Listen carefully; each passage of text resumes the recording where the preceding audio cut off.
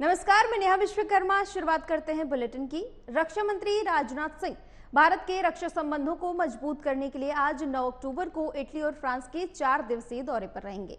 अपनी दो देशों की यात्रा से पहले चरण में रक्षा मंत्री रोम में इटली के रक्षा मंत्री गुइडो क्रेसिटो से मुलाकात करेंगे। मार्च 2023 में इटली के प्रधानमंत्री की भारत यात्रा के दौरान भारत और इटली के बीच संबंधों को रणनीतिक भागीदारी तक बढ़ाया गया था। यात्रा के दूसरे दिन अंतिम चरण के दौरान राजनाथ सिंह पेरिस में अपने समकक्ष फ्रांसीसी सशस्त्र बल और सेबेस्टियन लुकार्नो के साथ 5वीं वार्षिक वार्ता में सम्मिलित होंगे। भारत और फ्रांस के हाल ही में रणनीतिक साझेदारी के 25 वर्ष पूरे होने का उत्सव भी मनाया गया था। दोनों देशों के बीच महत्वपूर्ण औद्योगिक सहयोग सहित सशक्त और व्यापक द्विपक्षीय रक्षा संबंध रोम और पेरिस में रक्षा मंत्री औद्योगिक सहयोग के संभावित अवसरों पर चर्चा करने के लिए रक्षा उद्योग के सीईओ और वरिष्ठ प्रतिनिधियों के साथ बातचीत भी करेंगे।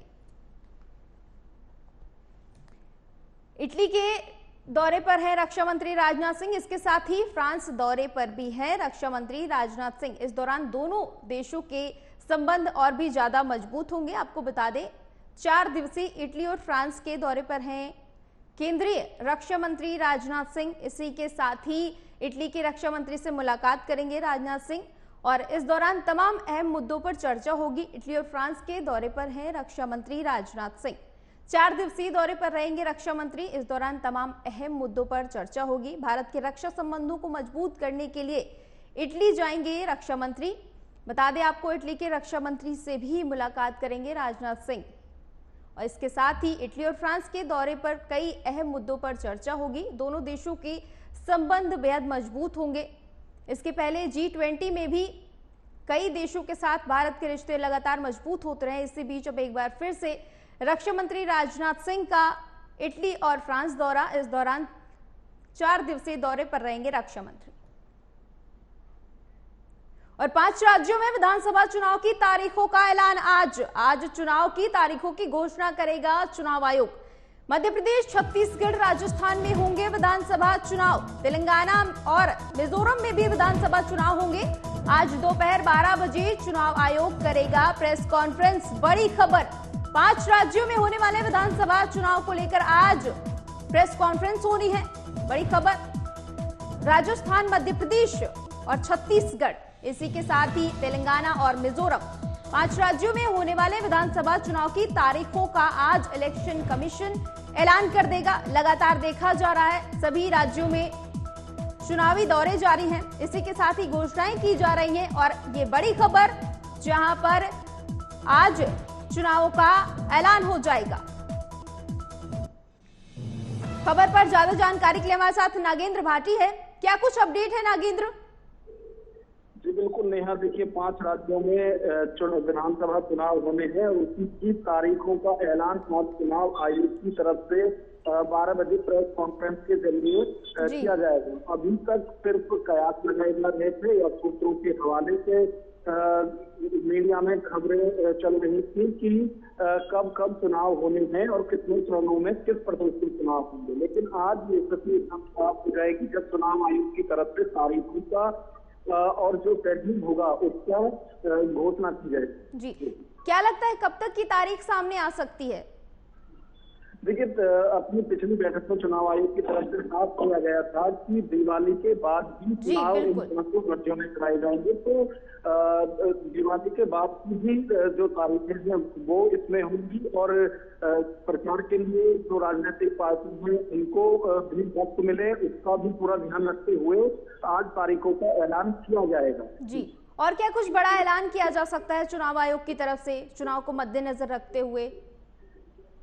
देखिए, इसमें सबसे बड़ी चुनाव आयोग के लिए भी चुनौती है कि 5 राज्यों में शांतिपूर्ण चुनाव हो और धन बल का जो प्रयोग है ज्यादा उसको रोका जा सके। एक लिमिट इसमें तय की जाएगी कि कितना पैसा एक प्रत्याशी अपने क्षेत्र में तय कर सकता है और कितना पैसा पार्टी की तरफ से खर्च किया जाएगा। तो ये सभी चीजें हैं जिन पर आज की 12 बजे प्रेस कॉन्फ्रेंस के बाद हो सके। जी, राजस्थान, मध्य प्रदेश और छत्तीसगढ़ को लेकर ऐसा कहा जा रहा था कि दिसंबर तक चुनाव संपन्न हो जाएंगे। क्या तेलंगाना और मिजोरम का भी यही है? जी बिल्कुल, देखिए अभी तक जो खबरें आ रही हैं उसमें सिर्फ ये है कि छत्तीसगढ़ में 2 चरणों में चुनाव होगा, बाकी के चारों राज्यों में एक चरण में ही चुनाव होगा। अब तारीखें इसकी अलग अलग हो सकती हैं, लेकिन 15 दिसंबर तक, यानी 15 दिसंबर को नतीजे सभी के एक साथ आएंगे। इस तरह जी। की जो बातें हैं या जो चीजें हैं वो चुनाव आयोग की तरफ से पिछली बैठक में कही गई थी, तो यही सभी स्थिति जो है वो आज साफ की जाएगी कि कहाँ कहाँ पर किस तरह से किस तारीख में और कितने चरण में चुनाव किए जाएंगे। चुनाव प्रचार का जो दौर है वो कब तक थम सकता है, क्या लगता है आपको? देखिए, जिस स्टेट में जो भी चुनाव की तारीख होगी उससे 72 घंटे पहले चुनाव का जो प्रचार है वो राजनीतिक पार्टियों को रोकना होता है। इस तरह की व्यवस्था चुनाव आयोग की तरफ से है, तो जो भी तारीख जिस स्टेट की होगी उसमें उसी हिसाब से चुनाव आयोग की तरफ से ये चीजें साफ की जाएंगी कि उसमें टाइम तक जो चुनाव प्रचार है वो सभी राजनीतिक पार्टियों और प्रत्याशियों की तरफ से रोक दिया जाए। जी, बहुत बहुत शुक्रिया नागेंद्र ज्यादा जानकारी के लिए।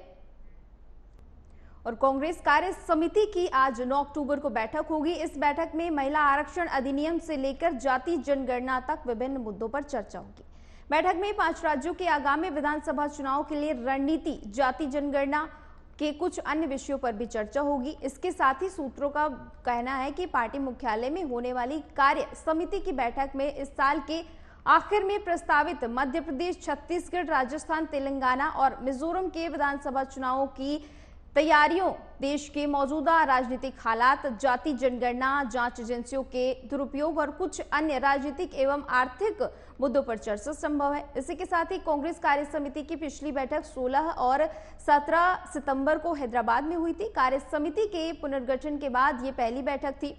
उस बैठक में कांग्रेस ने विपक्षी गठबंधन इंडिया की पहल को वैचारिक और चुनावी सफलता दिलाने का संकल्प लिया था। खबर पर ज्यादा जानकारी के लिए हमारे साथ ओमशील जुड़ चुके हैं। ओमशील, इस वक्त क्या कुछ अपडेट है बैठक को लेकर?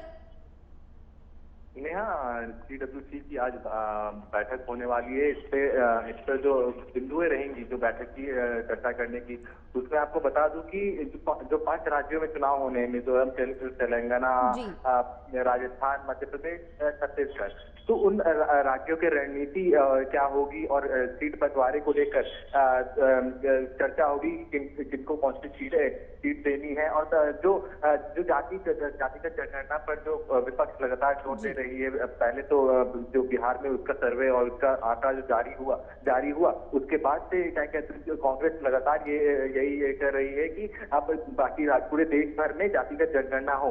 अब पिछली बैठक जो पिछली बैठक हुई थी उसमें मध्य प्रदेश की सूची जारी करने की बात कही जा रही थी, क्या लगता है आज कुछ फैसला आ सकता है?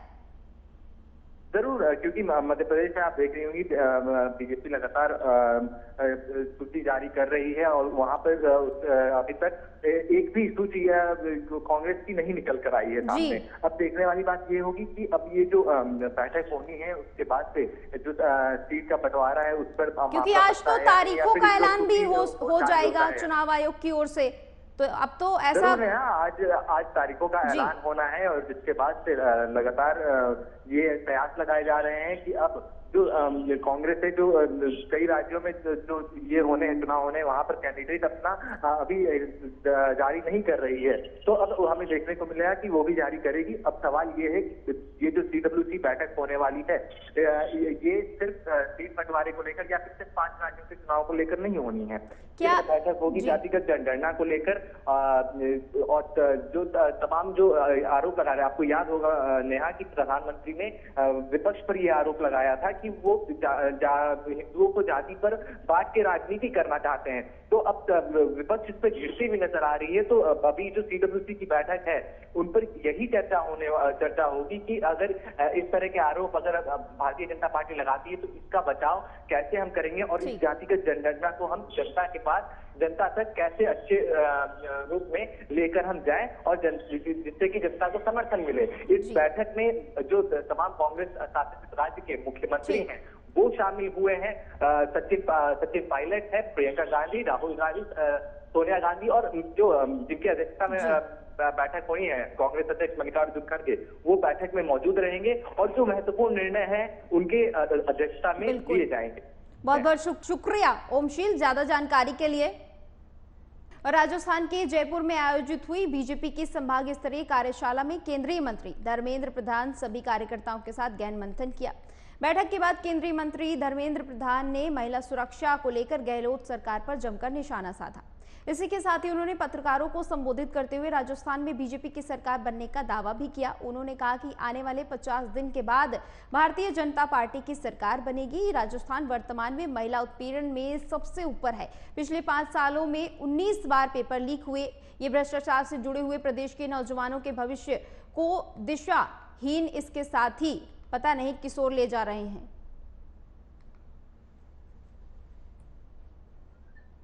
राजस्थान की मित्रों आने वाले 50 दिन के बाद राजस्थान में भारतीय जनता पार्टी की सरकार बनेगी। राजस्थान की जनता जो अभी मन बना चुका है उसकी प्रतिफलन होगा। राजस्थान महिला सशक्तिकरण की, महिला मर्यादा की, महिला अस्मिता की परंपरागत रूप में एक बहुत महत्वपूर्ण प्रांत है। कांग्रेस की नेतृत्व में इस प्रांत में सबसे ज्यादा उत्पीड़न महिलाओं की हुई। इसके एक प्रमुख कारण है रसूखदार लोगों की इन्वॉल्वमेंट ऐसे घटनाओं में। पिछले 5 सालों में 19 बार पेपर लीक हुए हैं एग्जामिनेशन। विभिन्न प्रकार की नौकरी के लिए जो राज्य के द्वारा कंडक्ट किया जाने वाला एग्जामिनेशन है, यह भी अशोक गहलोत साहब की प्रशासनिक दक्षता की एक बहुत बड़ा मानक के रूप। उत्तराखंड में गैस सिलेंडर विस्फोट होने से बड़ा हादसा हो गया। हादसा इतना भयानक था कि लोगों के दिल और दिमाग में बैठ गया। हादसा किन कारणों से हुआ, हादसे से पीछे किसका हाथ था, ये जानने के लिए ये रिपोर्ट देखिए।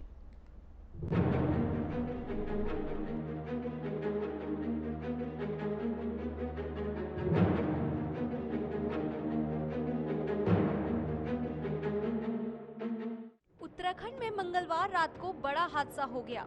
रुद्रप्रयाग केदारनाथ मार्ग पर मंदिर समिति की कैंटीन में आधी रात को गैस सिलेंडर फट गया। सिलेंडर फटने से कैंटीन में अफरा तफरी का माहौल हो गया। मौके पर एनडीआरएफ की टीम पहुंची और उसने स्थिति पर काबू पाया। गत रात्रि रुद्रप्रयाग केदारनाथ मार्ग पर मंदिर समिति की कैंटीन में लगभग 11:30 बजे सेक्टर अधिकारी गौरीकुंड द्वारा अवगत कराया गया कि यहाँ कोई बड़ा हादसा हो गया है। गौरीकुंड मंदिर के समीप एक कैंटीन में 2 गैस सिलेंडर फटने की सूचना मिली। सूचना प्राप्त होते ही NDRF police, fire service, SDRF, YMF, DDRF मौके पर पहुंची और तुरंत एक्शन लिया गया। होटल से निकल रहा धुआं लोगों को परेशान कर रहा था, लेकिन जल्द ही इस पर काबू पा लिया गया। इस हादसे में किसी भी तरह की जनहानि नहीं हुई है। जिला आपदा प्रबंधन अधिकारी नंदन सिंह राजवर ने बुधवार को बताया कि रात 11:15 बजे के करीब सेक्टर अधिकारी गौरीकुंड पंकज राणा और सहयोग सेक्टर अधिकारी भरत सिंह चौहान ने आपदा कंट्रोल रूम में फोन कर घटना की जानकारी दी।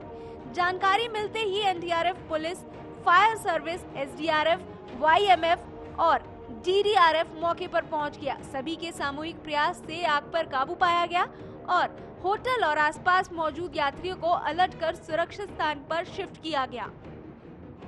राजवर ने आगे बताया कि 2 सिलेंडर फटने के चलते यह घटना हुई। आग के कारण होटल और कुछ यात्रियों का सामान भी जल गया। यात्री और होटल कर्मचारी सुरक्षित हैं। धमाके की आवाज सुनते ही सभी होटल से दूर भाग गए थे। पुलिस ने सिलेंडर फटने समेत पूरे मामले की जांच शुरू कर दी है। उन्होंने बताया कि खाना बनाते वक्त आशुतोष सेमवाल की दुकान में सबसे पहले आग लगी, जिसके बाद आग अन्य दुकानों से फैलती हुई सिलेंडर तक जा पहुंची, जहां एक के बाद एक 3 सिलेंडर फट गए। हादसे में आशुतोष सेमवाल की दुकान में पहले आग लगी, जिसके बाद विपिन भंडारी की दुकान तक आग पहुंच गई। अभी तक हादसे में किसी मानव हानि की सूचना नहीं मिली है। Bureau report AMV network.